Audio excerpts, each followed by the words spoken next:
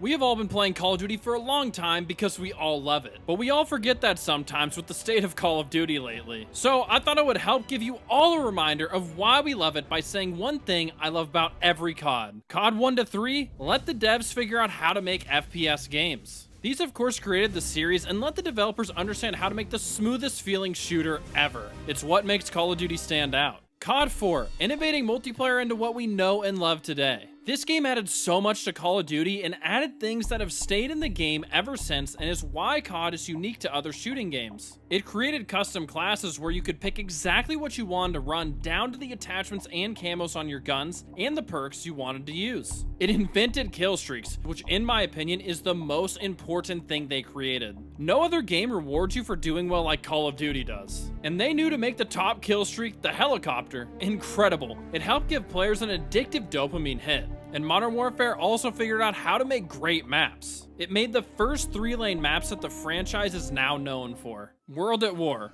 the atmosphere. Just from me mentioning World at War, you immediately felt what we love about the game. It's unique to every Call of Duty with everything down to the music giving you this eerie feeling. It is often described as the darkest and scariest COD because the campaign shows the horrors of war, and it trusts the players with the power of automatic weapons, but it doubts their ability to handle history. This was the only horror game to have the monsters look just like you. Then the zombies mode terrified us as children, as we got thrown directly into it after finishing the campaign. The soundtrack was dark and menacing. It had a depressing color palette, and the sound effects were creepy.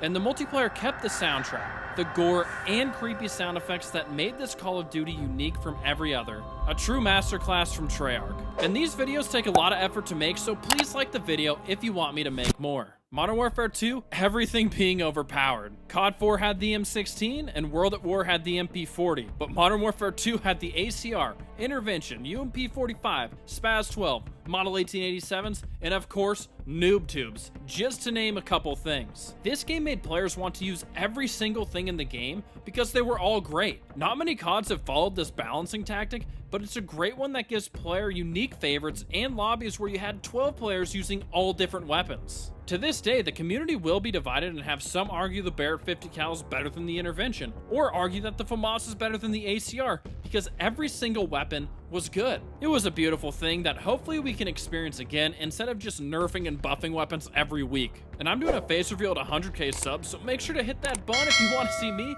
or just want to support me. And thank you for 80k. It's been quite the journey to get here, and I hope you stay for the ride. Black Ops 1, COD points. And for you new players, I'm not talking about the ones you buy to get dumb bundles in the shop. I'm talking about COD points you earn from playing the game that you'll use to unlock weapons, attachments, perks, equipment, and camos. This allowed players to get whatever they wanted in the order they wanted to, but they still made getting the best gold camo in Call of Duty history a grind by requiring players to hit 14th or 15th prestige before being able to buy it with the COD points they earned for 50k. And they used this system along with that expensive purchase to beautifully create party games with wager matches. These matches had you place your COD points on the line to either win more or lose them. They had 3 levels of wagers: Ante-Up, which was just for fun as you only bet 10 COD points, Weekend Gambler, which was a little riskier at 1,000 COD points on the line, and High Roller for the players who wanted to get that gold camo quickly with a huge buy-in of 10,000 COD points. Now, what were the party games, you may be asking? They were Gun Game, Sticks and Stones, One in the Chamber, and Sharpshooter. And yes, they were all invented in Black Ops 1. They were a blast, especially tomahawking people in Sticks and Stones to set their score back to 0. And on a side note, I was the greatest tomahawk thrower of all time in Black Ops 1, and it was so funny pissing off people back in the day when I was in high roller matches going for gold camo. I would love to see this COD point system come back, but since it's never been brought back since Black Ops 1, I highly doubt we'll ever see it again. Modern Warfare 3, Specialist. It was never recreated as good as it was in MWIII. And for those of you that don't remember how Specialist worked, it gave you an extra perk for every 2 kills you got in a row until you hit 8, where it gave you every single perk in the game. It already sounds really good, but they actually made every single perk pro when you got the Specialist bonus. Once you got them all like a Pokemon master, you felt unstoppable. Your character just felt weightless, gliding smoothly across the map. And it not only made you better, it also was the perfect killstreak package to go for MOABs with. I think all but 3 of my MOABs back in the day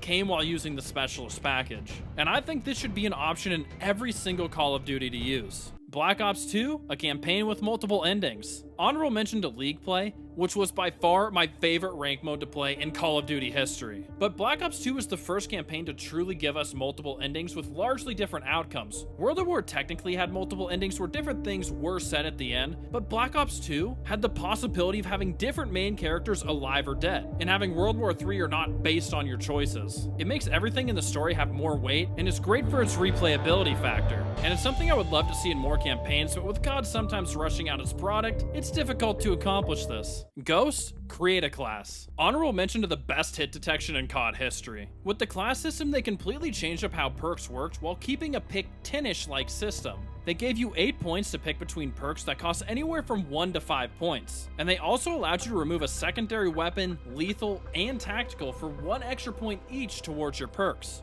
Then they allowed you to have up to 4 attachments on your primary weapon. It also allowed you to individually pick your killstreak package on each single class, just like Modern Warfare 3. This gave you the most customization you've ever had on a class setup, and is a system I really want to see come back. Advanced Warfare, not being afraid to try something new. A lot of times fans are upset with how similar COD is from year to year. For example, the community calling both the original and new Modern Warfare 3 a DLC. You simply couldn't do that with Advanced Warfare, as it was the first Call of Duty with jetpacks that were not only in the campaign and multiplayer, but also in zombies, which I wasn't a fan of, but I'm still happy they tried it. The new movement also allowed them to build out the maps differently by allowing them to have far more verticality and more ways to get to locations, which was really fun to try out. This game testing out the new style allowed for the next game to learn from it and to be the best advanced movement Call of Duty. Black Ops 3, Zombies. While this game did a bunch of amazing things, the choice was extremely easy. This is the best zombies in Call of Duty history. It had amazing original maps across the board, with Zetsubo and Revelations being the worst maps, and they're still good. Then we got the Zombie Chronicles giving us the best of the classic zombie maps with examples like Kino der Toten and Origins. Then for PC players, it also had mod tools that allowed the community to make unlimited original maps, which made Black Ops 3 Zombies never die. What's crazy is we've only talked about the maps, and it's already unbelievable how good it is. We haven't even mentioned Easter eggs, the story, or the addition of Gobblegums, which had a mixed reception, even though I think it was a positive addition. I could talk about this mode all day, but I don't want to make this video over an hour long. So I'll leave it with Black Ops 3 was the last truly great Call of Duty, and I hope we have another game like this one. Infinite Warfare, Zombies in Spaceland. There's a lot more to like about Infinite Warfare than people want to admit, but one thing everyone loves from it is Zombies in Spaceland, and for good reasons. It is almost perfect and easily the best non-Treyarch map in Zombies. The retro 80s vibe was so unique, and it set it apart from what we were used to. It made it stand out. It allowed you to just hop in, kill some zombies, and hang out with friends without having to bring a notepad to plan out how to do everything. But there's still great Easter eggs. The arcade games with the ticket system were so much fun, and you can't forget the music that makes this map come alive. In different areas, it has different music, and it only plays where the loudspeakers are, making it feel more immersive. And I would be playing it in the background, but I'd get a copyright strike as it is actual 80s music. Also, Raven the Redwoods was incredible, and I'd love to see Infinity Ward make another Zombies experience just like this one. COD World War II, the Zombies aesthetic. Yes, this might seem slightly weird after I just complimented Infinite Warfare for a less serious zombies mode, but remember when I talked about World at War having an incredible atmosphere that never returned in Call of Duty? Well, COD World War II Zombies tried to bring that back a bit. Zombies hadn't really struck fear in the player base since 2008 until this game. The developers of Michael Condrey and Michael Schofield made the Dead Space franchise, which explains why they understood how to make horror elements in zombies by making them terrifying. Like, just look at these things. The first time I played this mode, it freaked me out, and it made me want to play it more. While it couldn't hold up to Treyarch Zombies, I like what they were attempting to do, and I think it would be interesting to see them try it out again. Black Ops 4, extra health in multiplayer. I know this will be a controversial opinion, as some people love the Infinity Ward TTKs of dying instantly, but I've always enjoyed the games that take a little bit longer to take people out. And I'm not talking about a ridiculous difference, but it's much nicer to have guns take 4 to 5 shots to kill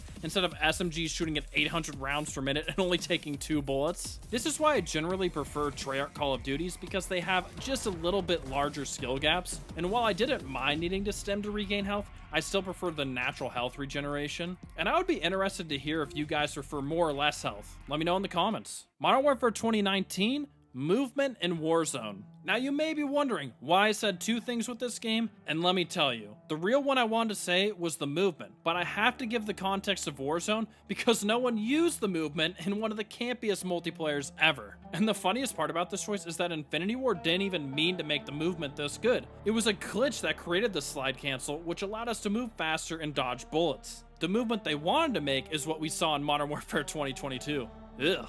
And the reason the community loves it so much is because of the freedom it gives us to feel weightless as we move around, and it increases the skill gap a bit. And having a skill gap helps to not have fights just be 50-50 coin flips, and helps reward you for making smart plays, having good aim, or just outskilling someone. And if you didn't know, MW 2019, just 2 months after launch, had the lowest player count since pre-COD 4. And without this movement, I don't think Warzone would have saved Call of Duty along with the quarantine. COD Mobile. It brings all the Call of Duties together. I think something we all want to see as a community would be a COD on console and PC that brings all of our favorite parts of Call of Duty together. Using a Black Ops 1 gun on an OG Modern Warfare 3 map, while using Black Ops 2 score streaks and an MW2 camo would be incredible. And COD Mobile does that. Cold War original maps. The farther we get into the franchise, the more and more we see remastered maps, and the less and less we see of good new original content. The key is to not change up the base formula of the maps we loved from early in the series, like Crash, Courtyard, High Rise, Firing Range, etc., while not just remastering them. And I think that's what Cold War did a great job of. My personal favorite map was Crossroads Strike, because it was a small 3-lane map that just had incredible flow to bring everyone to the middle of it. Then we had other great ones like Diesel, Apocalypse, Collateral Strike, and Moscow, just to name a few. Maps are a super underrated part of a Call of Duty game. Having bad maps will make people dislike a game even if every other part of it is good. Just look at COD Ghosts. These maps are the reason Cold War is the best Call of Duty multiplayer in the last 5 years. Vanguard, the first month of multiplayer. This may shock some people as Vanguard just exclusively gets hated, but I genuinely enjoyed the first month of multiplayer until they added incendiary grenades. Screw those things. And from there, it just got worse. But what made the first month so much fun is it is the only Call of Duty in recent history to have a bunch of content at launch. It had 16 multiplayers at launch. Let me repeat, 16 maps. Back in the day, 13 to 16 launch maps was the normal, but since Modern Warfare 2019, this is a huge outlier. Speaking of MW 2019, it had 6 6v6 maps at launch with 3 ground war maps. Cold War had 8. MW 2022 had 10. And of course MWIII had 16 because it just remastered all 16 launch maps from Modern Warfare 2. So as you can see, this game had plenty of content, including weapons and things to do. The movement was still good, and we had brand new attachments that changed how weapons worked with time to kills and everything. It sort of gave us a teaser of what aftermarket parts would do in MWIII. And Vanguard deserves some love for actually being ready at launch with an appropriate amount of content. Modern Warfare 2? I don't know. I sat at my desk a really long time trying to think of something I liked about this game, and I couldn't think of anything. I guess I liked Orion camo, the campaign was alright, and I know people really enjoyed DMZ, but that mode just isn't my cup of tea. That's all I got. Modern Warfare 3, listening to the community. They heard our complaints and fixed a lot of the things wrong from MW 2022. We got good movement again. They gave us experimental playlists based on things the community wanted, such as non-disbanding lobbies. We're getting way more content every season, especially in the form of new maps. And the Armory unlock system had some complaints at launch, and they adjusted it, making it a lot easier to unlock things if you just wanted to grind the game. And obviously they couldn't fix everything. Strict skill-based matchmaking. Did you hear something? But they couldn't fix everything because Activision and Infinity Ward still have some say over what Sledgehammer does and their decisions, but I can say as a player, I appreciate Sledgehammer trying to satisfy the community's wants and makes us feel heard. And that's why it's my second favorite multiplayer in the last 5 years. Did I miss anything you loved about Call of Duty? Probably a couple things. But if you want to know one thing I hate about every COD, click here. I know you'll enjoy it. Peace.